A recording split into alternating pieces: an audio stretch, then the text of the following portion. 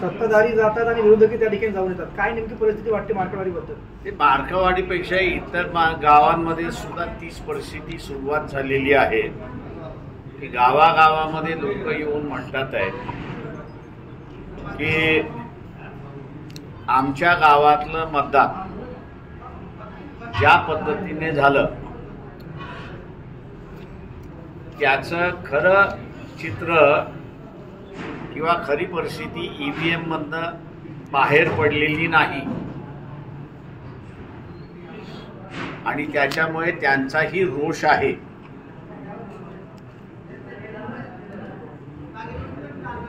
तेव्हा इलेक्शन कमिशननी या संदर्भातला खुलासा करावा अशी आम्ही मागणी त्या ठिकाणी करतो.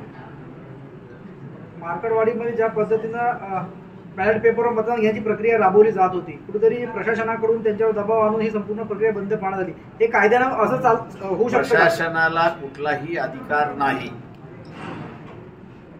पोलिसांना कुठलाही अधिकार नाही. गावाने शांततेने बॅलेट पेपरवरती मतदान घ्यायचं ठरवलं, त्याला अडवणुकीचा कुठलाही कायदा अडवता येणार असा कुठलाही कायदा नाही.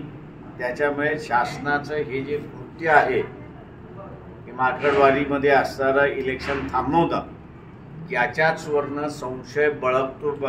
संशय बळवतोय त्या ठिकाणी की यांनी गडबड केलेली आहे आणि त्या गावातली परिस्थिती बाहेर येऊ नये म्हणून तिथलं जबरदस्तीने इलेक्शन थांबवलं अशी परिस्थिती आहे. सरकार स्थापन होण्यापूर्वीचे अधिकारी त्या गावात पोहोचले होते इलेक्शन थांबवण्याकरता, कुणाच्या आदेशावर गेले असतील काय वाटतं? तिथे असणारा केअरटेकर चीफ मिनिस्टर होते ना, तेव्हा केअरटेकर चीफ मिनिस्टरनी थांबवण्याचे आदेश दिले का याचा खुलासा एकनाथ शिंदे यांनी करावा. आपण भेट देणार का मार्केटवाडीला? वेळ मिळाला तर जाईन मी, पण गावागावामधली असणारी ही परिस्थिती असं त्या ठिकाणी मानतोय. अनेक गावांमध्ये असताना ते सुरुवात होईल अशी सुद्धा परिस्थिती एकंदरीत दिसते. एकंदरीत आपली भूमिका काय असणार, म्हणजे ईव्हीएम बद्दल नेमका कुठला संशय? मी 2004 पासून असणारा म्हणतोय की ही ईव्हीएम जी आहे हे पूर्वी पाडण्यासाठी वापरण्यात येत होतं काँग्रेसच्या कालावधीमध्ये, आणि आता भारतीय जनता पक्ष जिंकवण्याच्या ह्याच्यासाठी वापरते अशी परिस्थिती आहे. त्याच्यामुळे आणि दुसरं सगळ्यात महत्वाचं आहे की जे सुप्रीम कोर्ट लक्षात घ्यायला तयार नाही आहे ते म्हणजे माझं मत हे मला स्वतःला दिसलं पाहिजे मी कोणाला मारले ते.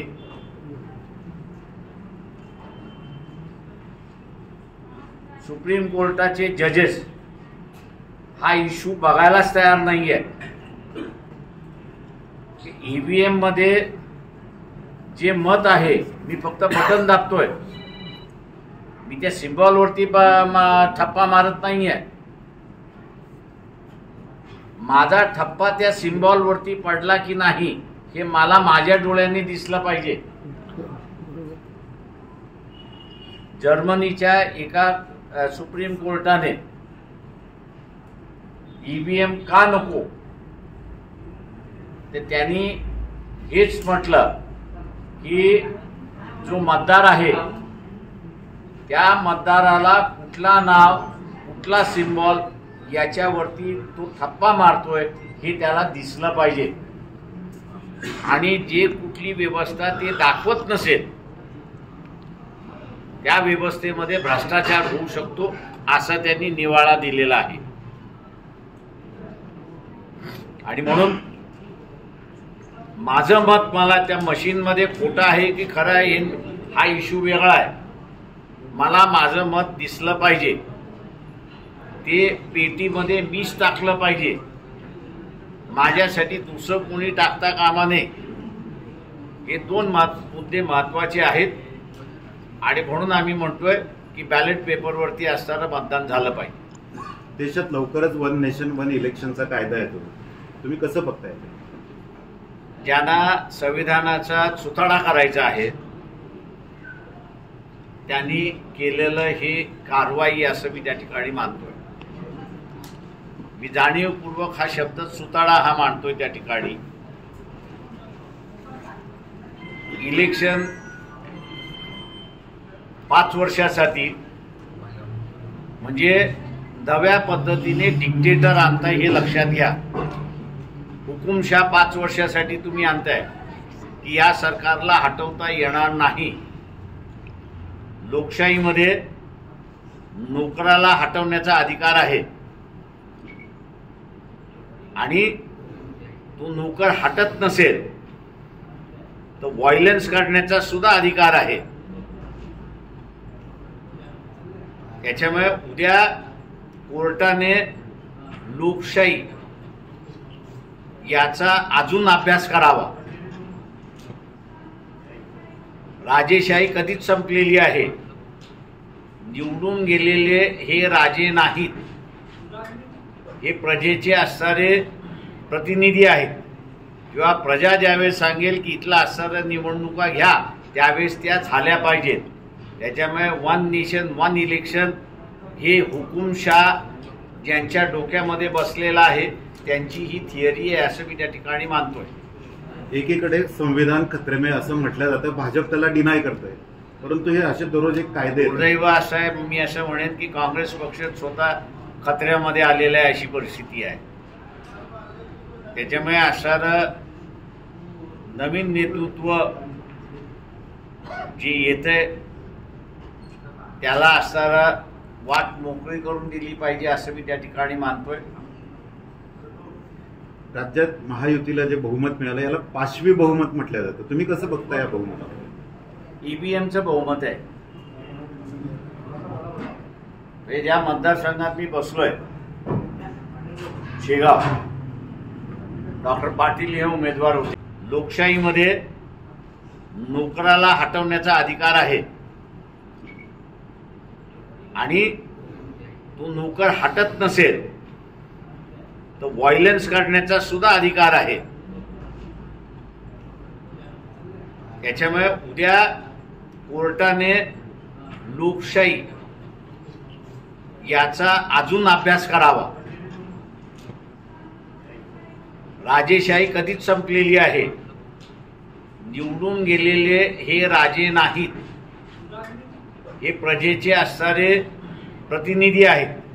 किंवा प्रजा ज्यावेळेस सांगेल की इथला असणाऱ्या निवडणुका घ्या त्यावेळेस त्या झाल्या पाहिजेत.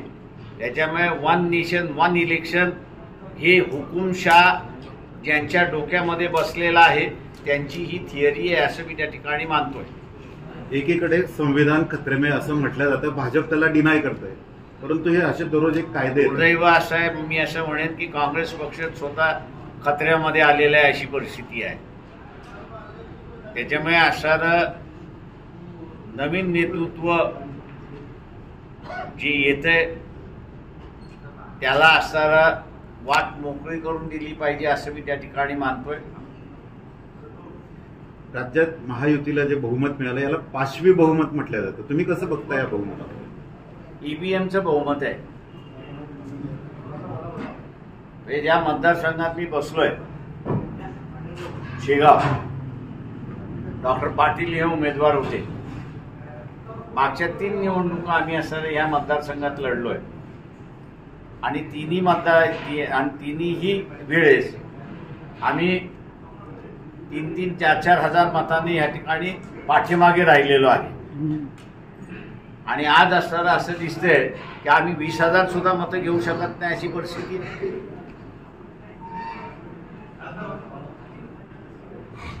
सरकारकडे मागणी करणार तुम्ही बॅलेटवर निवडणुका घेण्यासाठी? की आम्ही असणारा आता काँग्रेस पक्षाला 10 तारखेपर्यंत आम्ही मुदत दिली होती की तुम्ही याच्या संदर्भातलं लीड घेणार असाल तर तसं सांगा. काँग्रेसने लीड काही घेताना दिसत नाही आहे त्या सगळ्या ह्याच्यामध्ये. त्याच्यामुळे कदाचित 20 नंतर जे आहे ते आम्ही याच्यामधली लीड घेऊ आणि सर्व राजकीय पक्षांना एकत्र बोलवण्याचा प्रयत्न त्या ठिकाणी करणार आहोत. आणि याच्यातून मार्ग आणि तोडगा काय काढता येईल तो आम्ही त्या सर्वपक्षीय बैठकीमध्ये मांडणार आहोत. देशाच्या संसदेत गेल्या 10 वर्ष विरोधी पक्ष नेता होता, तशीच परिस्थिती आता महाराष्ट्रात येते. विरोधी पक्ष जवळपास संपलेला आहे किंवा विरोधी पक्ष नेता किंवा सरकारशी भांडणारा नेताच कुणी सभागृहात नसणार आहे. दुर्दैवाने माझ्या अंदाजाने जेवढे पक्ष आता निवडून आलेले आहेत ते आता बीजेपीवरती लाईन मारतात आहे, तशी परिस्थिती आहे. त्याच्यामुळे निवडून सुद्धा काही उपयोग नाही. साहेब, वंचित आघाडीचा आजपर्यंतचा राजकीय प्रवास हा भाजपला पोषक आणि भाजप विरोधी पक्षांना कमकुवत करण्याचा आहे, असं एक जनमानसात चर्चेचा सूर आहे. माझं म्हणणं असं आहे की काँग्रेसने आम्हाला बाहेर का ठेवले याचा पहिल्यांदा खुलासा करावा. लोक सुद्धा मूर्ख आहेत असं मी त्या ठिकाणी मागणार आहे. राग आला मतदाराला तर ती त्याची मी पर्वा करत नाही. आम्हाला कुणी थांबवलंय बीजेपी बरोबर असताना समझोता न करण्याचं? मतदारांनी थांबवलेलं आहे का? इथल्या कुठल्या राजकीय पक्षाने थांबवलेलं आहे का? आम्ही स्वतःहूनच ठरवलेलं आहे की बीजेपी बरोबर समझोता करायचा नाही. नाही तर कोणी आम्हाला थांबवलं असतं? मूर्ख मतदार आहे, विचार करत नाही आणि आता गोत्यात आलाय अशी असणारी परिस्थिती आहे. आमचा निर्णय आम्हीच घेऊ शकतो. मग आमचा निर्णय आम्ही जर घेऊ शकतो तर उद्या सत्तेमध्ये कुठल्या पक्षाला वाटत नाही की जावं म्हणून. आम्हीच स्वतःहून असं ठरवले की भारतीय जनता पक्षाबरोबर समझोता करायचा नाही. आम्हीच आम्हाला थांबवलेला आहे. तेव्हा हा जो मूर्खपणा चाललेला आहे हा पूर्णपणे थांबला पाहिजे. साहेब, ईव्हीएम विरोधामध्ये सध्या स्वाक्षरी अभियान आपल्या पक्षा माध्यमातून सुरू केलं आहे. पुढची भूमिका काय असेल? ते आम्ही टप्प्याटप्प्याने असणारा आपल्या पुढे हा टप्पा कसा पुढे घेऊन जाणार आहोत ते आम्ही आपल्याला सांगतो. आता आम्ही असणारा सगळी माहिती गोळा करतोय. मी मगाशी जसं म्हणालो की काँग्रेसने पुढाकार घेतला नाही तर आम्ही इतर राजकीय पक्षांना एकत्र आणून त्यांच्या पुढे काय तोडगा आणतो तो असणारा तोडगा त्या ठिकाणी मांडू. साहेब, उत्तर प्रदेशात मायावतींनी जे राजकारण केलं होतं मागं सत्ता मिळवण्यासाठी सवर्णांना सोबत घेऊन, तोच पॅटर्न महाराष्ट्रात बाळासाहेब राबवतील काय? मी कॉपी मास्टर नाहीये. थँक्यू. काही दिवसापूर्वी संघ प्रमुखांनी म्हटलं होतं की समाज टिकवायचा असेल तर त्या समाजाची लोकसंख्या महत्वाची असेल आणि त्यामुळे हिंदूंनी कमीत कमी 3 अपत्य तरी जन्माला घातली पाहिजे. कसं बघता या सगळ्या बाबतीत? हे माझं पहिल्यांदा असणारं विचारलं म्हणून त्याचा असणारं हे देतो की संघाने याचा पहिल्यांदा खुलासा करावा की त्यांच्या स्वयंसेवक जे आहेत त्याला लग्न करण्याची परवानगी का देत नाही. हे मोहन भागवतांनी खुलासा पहिल्यांदा करावा. तर पुढच्या भूमिकेबद्दल काँग्रेसला अल्टिमेटम तारीख दिली तुम्ही लीड करण्यासाठी कुठल्या पक्ष नेत्याशी बोलणं झालं किंवा काय संभाषण झालं का? नाही, आम्ही असणाऱ्या पक्षाला सांगून दिलेलं आहे. एक तर तुम्ही पुढाकार घ्या. तुम्ही घेत नसाल तर आम्ही इतर पक्षांना सांगतो पुढाकार घ्यायला आणि त्या लढा उभा करा. थँक्यू. संविधानानुसार कलम 18 आज वर्किंग कमिटीचे 12 सदस्य आणि राष्ट्रीय अध्यक्षपदाकरता निवडणूक घेण्यात आली. 12च्या व्यतिरिक्त कुठलेही अर्ज नसल्याने आणि अध्यक्षपदाकरता फक्त एक अर्ज प्राप्त झाल्याने ही निवडणूक बिनविरोध इथे झाली आणि त्याची घोषणासुद्धा या प्रक्रियेमध्ये करण्यात आली. त्यानुसार पक्षाचे राष्ट्रीय अध्यक्ष म्हणून ॲडव्होकेट प्रकाश यशवंत आंबेडकर यांची नियुक्ती पुढील 3 वर्षाकरता करण्यात आली अशी घोषणा या आजच्या निवडणुकीमध्ये जाहीर करण्यात आली. या पत्रकार परिषदेसाठी संबोधन करण्याकरता मी आदरणीय बाळासाहेब आंबेडकर यांना आचरण करतो.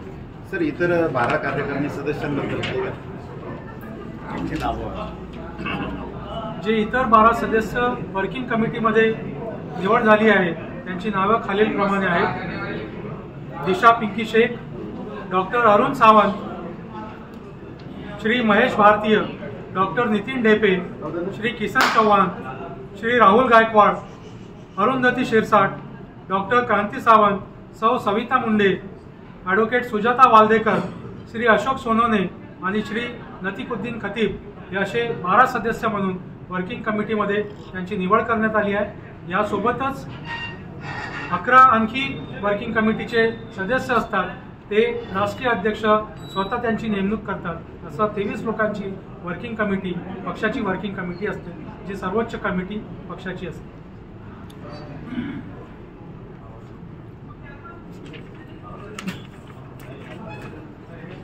तुम्ही आता विचारता की काय थोडं ब्रीफ करा. पक्षाच्या पदाधिकाऱ्यांची निवडणुकीची प्रक्रिया जी आहे ती आज पार पडली. येत्या 2 दिवसामध्ये इलेक्शन कमिशनला याची असणारी माहिती त्या ठिकाणी दिल्या जाईल आणि इलेक्शन कमिशनकडे ही माहिती दिल्यानंतर त्याची पूर्णपणे स्क्रुटिनी होईल आणि स्क्रुटिनी झाल्यानंतर त्याच्यावरती असणारा ऑर्डर होईल अशी असणारी परिस्थिती आहे.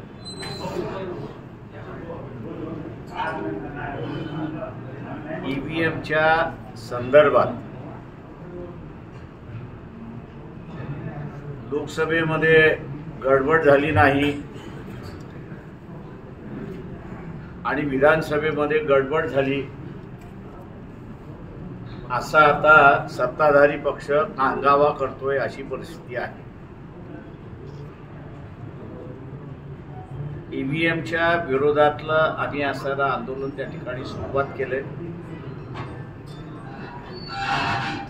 पक्षाच्या वतीने मध्यंतरी चीफ इलेक्टोरल ऑफिसर जो आहे त्यांना असताना आम्ही एक पत्र लिहिलं. ते म्हणजे प्रत्येक विधानसभा मतदारसंघामध्ये 5 ते 6 या दरम्यान किती मतदान झालं आणि 6 नंतर जे मतदान झालं त्या 6 नंतरच्या मतदारांना नियमावलीप्रमाणे टोकन द्यायचं असतं आणि ज्याच्याकडे टोकन आहे त्यालाच मताचा असणारा अधिकार आहे. इलेक्शन कमिशनच्या माहिती पत्रकावरनं किंवा त्यांच्या वेबसाईटवरनं 6 नंतर 75 लाख मतदारांनी मत नोंदवलंय असं सांगण्यात येतंय आणि म्हणून आम्ही असणारं चीफ इलेक्टोरल ऑफिसरला पत्र लिहिलं की प्रत्येक मतदारसंघामध्ये किती टोकन वाटण्यात आलं 6 नंतर त्याची आकडेवारी आपण आम्हाला द्या. आम्ही चीफ इलेक्टोरल ऑफिसरच्या उत्तराची वाट त्या ठिकाणी पाहतो. ते उत्तर देतील अशी आमची अपेक्षा आहे. ज्यांच्याकडे टोकन नाही 6 नंतर त्यांना मतदान करता येत नाही ही इलेक्शन कमिशनचीच नियमावली त्या ठिकाणी म्हणते आणि म्हणून इलेक्शन कमिशनचे ऑफिसर जे आहेत त्यांनी उत्तर द्यावं ही आजची परिस्थिती आहे.